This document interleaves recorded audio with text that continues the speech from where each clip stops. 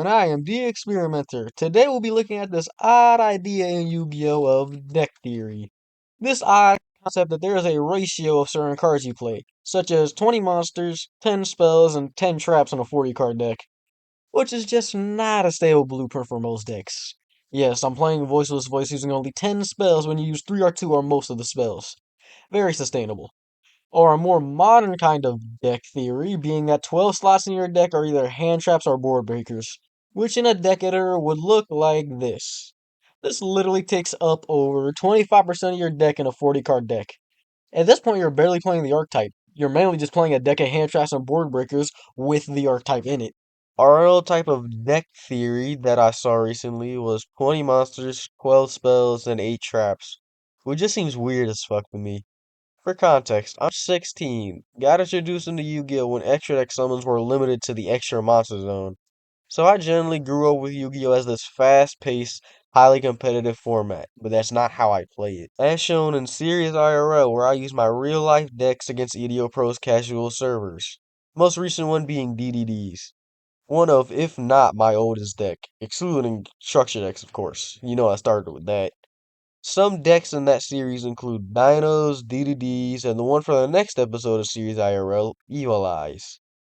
Now, I don't have a lot of meta cards such as hand traps and board breakers, although there's a few, so these lists are relatively pure.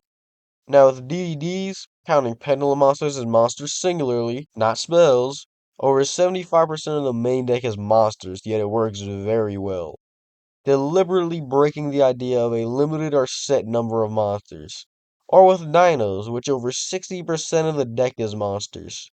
So it is obvious that this deck theory of card types is not reliable. What about their role, like the example earlier of 12 cards being hand traps or board breakers? Now you may be yelling that this is for meta decks. Then it's not truly deck theory or a standard ratio if it only applies to certain decks now, is it? This holds more weight for Dinos because 6 of their cards are either board breakers or spot removal. Even heavier on Fire Kings because 13 of their cards are spot removal, board breakers, or negates. But only one card in DDDs can count as spot removal, so also not a reliable ratio. If these two types of deck theory are invalid for some decks, what ratio, if any, should someone work off of? And I have a simple answer for you. Work off the cards of the deck you're going to build. It's that fucking simple. Look at the cards, what they do, their purpose in the deck and such things, and make your own judgment. Yes, may not make a competitively viable deck, but it does show how you and your brain thought about the cards in this archetype. Some examples of decks I have used this divine judgment on are Voiceless Voice, Vanquish Soul, DDD, and Shaddoll. Granted that I haven't edited these decks in months, I have learned more things about these archetypes so judgments would change,